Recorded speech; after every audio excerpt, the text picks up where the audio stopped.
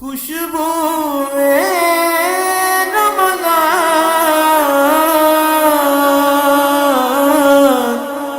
خوشبو رمضان۔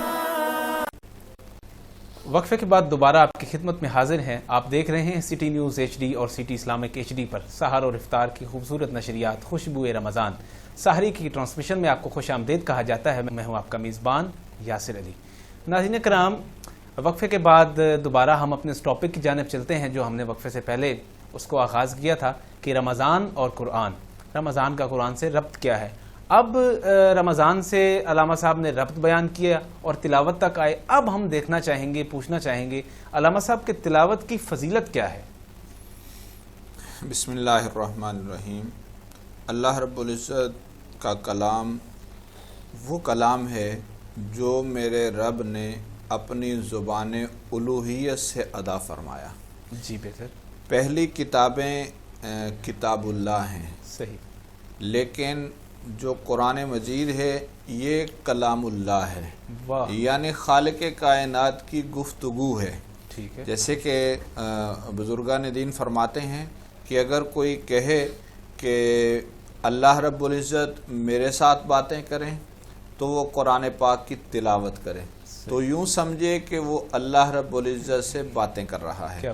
تو اس لیے اس کا مقام اور مرتبہ کیا ہو سکتا ہے کہ جب بندہ اللہ رب العزت سے گفتگو کرے تو خالق کائنات سے گفتگو میرے ناظرین اسی طریقے سے ہو سکتی ہے کہ ہم اللہ کے قرآن کی کثرت سے تلاوت کریں۔ تو اب سوال یہ ہے کہ تلاوت سے ہمیں ملے گا کیا؟ تو تلاوت سے ہمیں ملے گا یہ کہ اگر ہم ایک حرف پڑھتے ہیں تو اللہ رب العزت 10 نیکیاں عطا فرماتے ہیں، اور جب 10 نیکیاں ملتی ہیں تو جیسے الف لام میم، اب یہ 3 حروف ہیں، الف الگ ہے، لام الگ ہے، میم الگ ہے۔ اب پھر الف میں بھی ایک الف ہے، ساتھ میں لام ہے، پھر ساتھ میں فے ہے۔ اب اگر اس انداز میں ہم اسے کیلکولیشن کریں گے تو یہاں پہ کمپیوٹر ویسے جواب دے جائے گا۔ تو اس لیے قرآن کریم کا ایک حرف پڑھیں گے 10 نیکیاں ملیں گی، اور اگر ایک حرف پڑھیں گے 10 گناہ معاف ہوں گے، ایک حرف پڑھیں گے 10 درجے بلند ہوں گے۔ اور اسی کو ہم اگر رمضان المبارک میں تلاوت کرتے ہیں تو 10 کو 70 سے اور 70 کو 700 سے اگر ضرب دیں گے تو یہاں پر آ کر تو ہمارا دماغ معوف ہو جائے گا۔ تو اس لیے ہمیں قرآن کریم کی عظمت اور مقام کیا ہے کہ یہ سب سے بڑھ کر اللہ رب العزت کا کلام ہے، اور اس سے بڑھ کر سرکار دو عالم صلی اللہ علیہ وسلم نے اپنی زبان نبوت سے اس کی تلاوت فرمائی۔ اور پھر جنت کے اندر جب سارے جنتی جنت میں چلے جائیں گے، میرا رب اپنی زبان الوہیت سے قرآن مجید کی سورہ رحمان کی خود تلاوت فرمائیں گے۔ اب دیکھیے اس سے بڑی بات، اس سے بڑا مقام اور کیا ہے کہ جس قرآن کو اللہ کی ذات بھی خود پڑھے، جس قرآن کو اللہ کا پاک نبی بھی خود پڑھے، اور جس قرآن کو نبی کے صحابہ پیغمبر کے شاگرد بھی پڑھے، آئمہ اولیاء اور کتب بھی پڑھیں، تو میں اور آپ کیا ہیں؟ تو پھر ہمیں تو یہی ہے کہ ہم سر دھن کے اللہ کے قرآن کی تلاوت کریں، اور جب ہم تلاوت کریں گے اس تلاوت قرآن کی وجہ سے خالق کائنات نے اپنے نبی کے وہ صحابہ جو بدو تھے، نبی کے وہ صحابہ جو بکریاں چرایا کرتے تھے، نبی کے وہ صحابہ جو اونٹ کے چرواہے تھے، جب انہوں نے قرآن کی تلاوت کی، خالق کائنات نے کیسر و کسرا ان کے قدموں میں لا کے کھڑا کیا۔ تو یہ قرآن کی وجہ سے ہی، یہ قرآن کی عظمت جب انہوں نے اپنے سینے سے لگائی تو اللہ رب العزت نے انہیں دنیا اور آخرت کی سربلندی سے نوازا۔ کیا بات ہے، سبحان اللہ سبحان اللہ۔ یہ تھی ناظرین کرام تلاوت کی فضیلت۔ اب ہم چلتے ہیں اپنے اگلے مہمان کی جانب اور سنیں گے نعت رسول مقبول صلی اللہ علیہ وآلہ وسلم۔ اللہ تعالیٰ نے ان کو بڑے اچھے اور خوبصورت لحن سے نوازا ہے۔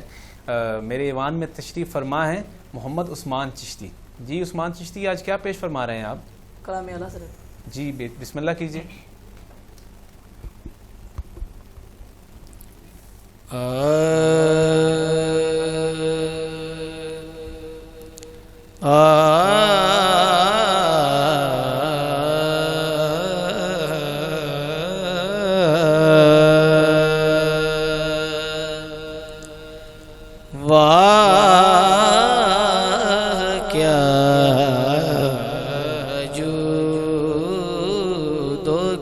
کرم ہے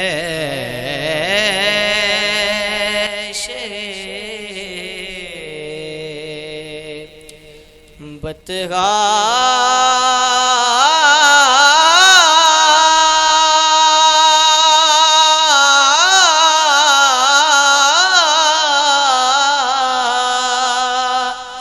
تیرا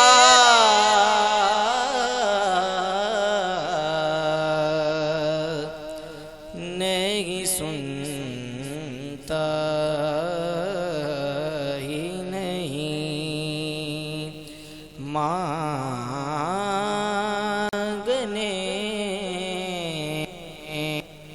والا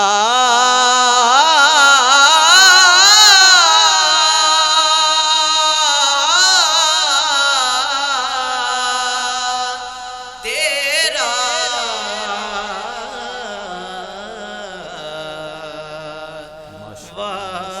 کیا جود و کرم تیرے ٹکڑوں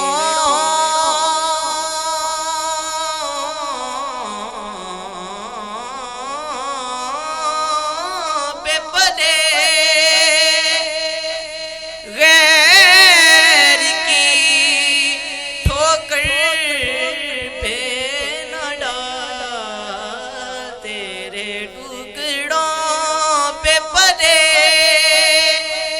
غیر کی ٹھوکر پہ نہ ڈال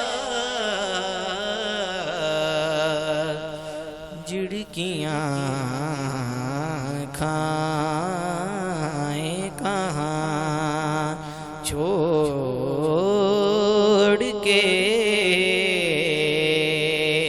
صدقہ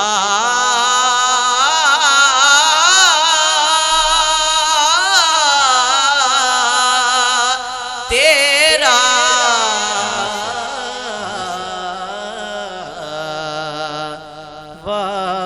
کیا جود و کرم تیری سرکار میں لاتا ہے رضا اس کو شفیق تیری سرکار میں لاتا ہے رضا اس کو شفیق جو میرا غوث غور لاڈلا بیٹا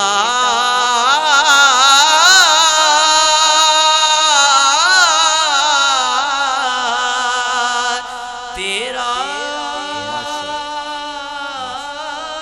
تیرا واہ کیا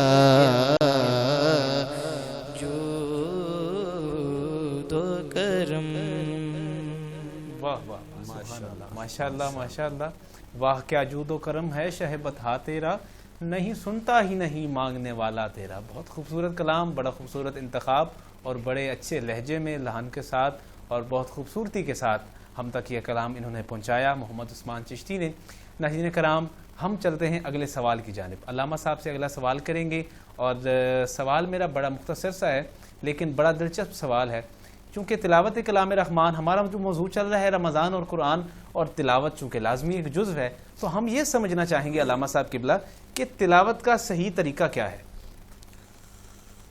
بسم اللہ الرحمن الرحیم تلاوت کا صحیح طریقہ یہ ہے کہ سرکار دو عالم صلی اللہ علیہ وسلم نے فرمایا قرآن پاک جب بھی پڑھو اسے سمجھ کر پڑھو. درست. یعنی بے شک جیسے ہم عام طور پر بھی احباب سے یہی درخواست کرتے ہیں روزانہ ایک صفحہ پڑھو لیکن اسے ترجمے کے ساتھ پڑھو. صحیح. روزانہ آدھا صفحہ پڑھو لیکن اسے ترجمے کے ساتھ پڑھو. صحیح. ہم ساری زندگی گزر جاتی ہے نماز پڑھتے ہیں جی۔ لیکن ہمیں یہ نہیں پتہ ہوتا کہ سورۃ فاتحہ میں ہم کیا کیا رہے ہیں، ہمیں یہ نہیں پتہ ہوتا کہ ثنا میں ہم کیا کیا رہے ہیں، ہمیں یہ نہیں پتہ ہوتا جو صورت ہم ساتھ ملا رہے ہیں اس میں اللہ رب العزت ہم سے کیا کیا رہا ہے۔ جی۔ تو جب ہم قرآن کریم پورا اللہ کا قرآن ہم پڑھیں، اس قرآن پاک کو پڑھیں گے، اس کا ثواب تو ملے گا، لیکن جب فی نفسی ہی اس میں ہم ڈوب کر پڑھیں گے اور ہمیں اس کے معنی کا پتہ ہوگا، ہمیں اس کے ترجمے کا پتہ ہوگا، تو ہم اس کا صحیح سمجھ لو کہ ہم اللہ رب العزت کے ہاں سے ثمر لینے کے قابل ہو جائیں گے۔ اس کی مثال یوں سمجھیں کہ اگر ہمارے ملک کا صدر یا وزیر اعظم کسی غیر ملکی دورے پہ جاتا ہے تو وہاں پہ اگر اردو میں تقریر کرتا ہے تو وہاں سب لوگ انگلش جاننے والے ہوتے ہیں تو اس کی ٹرانسلیشن کی جاتی ہے، اور ہمارے ملک سے باضابطہ طور پہ ساتھ لے کے جایا جاتا ہے کہ اس کی ٹرانسلیشن کرنے کے لیے ہم ہائر کرتے ہیں کہ یہ بندہ اس کی ٹرانسلیشن کرے گا۔ تو ایسے ہی کیوں ہمیں پتہ ہے کہ اگر ان کو ہماری بات سمجھ ہی نہیں آئے گی تو وہ ہمارے ساتھ تعلقات آگے کیسے بڑھائیں گے۔ اب یعنی ہم قرآن پاک پڑھتے ہیں لیکن ہمیں یہ نہیں کہ ہمارا تعلق اللہ سے آگے بڑھے، ہم اسی مقام پہ رکھنا چاہتے ہیں۔ یعنی مقصد فرض ادا کرنے کے لیے ہم مسجد میں جاتے ہیں تو ہمارا مقصد صرف یہ ہوتا ہے کہ ہم 4 فرض ادا کریں اور باہر نکل آئیں، یعنی سنتوں کا بھی خیال نہیں کرتے، ہم نوافل کا بھی خیال نہیں کرتے، ہم وطر کا بھی خیال نہیں کرتے، صرف ایک ٹمپریری ہم اپنی نماز کی فرض کی ادائیگی کر کے واپس آ جاتے ہیں۔ تو مقصد یہ ہے کہ ہم قرآن پاک جب بھی پڑھیں تھوڑا پڑھ لیں لیکن اسے ترجمے کے ساتھ پڑھیں گے تو ہمیں یہ پتہ چلے گا کہ ہمارا رب ہمارے ساتھ مخاطب کیسے ہے، اللہ کی ذات ہم سے کیا کہہ رہی ہے، اور ہم اللہ سے جو ڈیمانڈ کر رہے ہیں ہمیں پتہ ہونا چاہیے کہ ہم اللہ سے کیا ڈیمانڈ کر رہے ہیں۔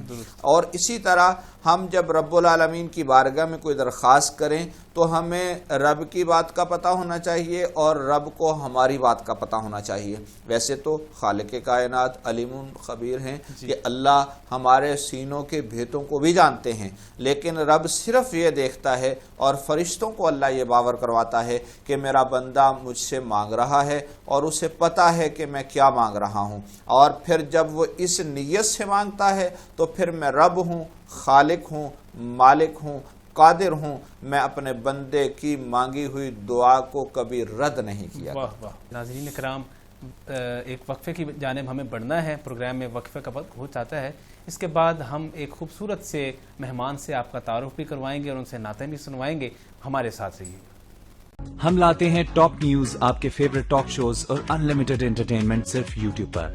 اگر آپ نے ابھی تک ہمارا چینل سبسکرائب نہیں کیا تو ابھی سبسکرائب کریں اور بیل آئیکن کو کلک کر کے ہماری لیٹسٹ ویڈیوز کے بارے میں اپڈیٹ جانیں۔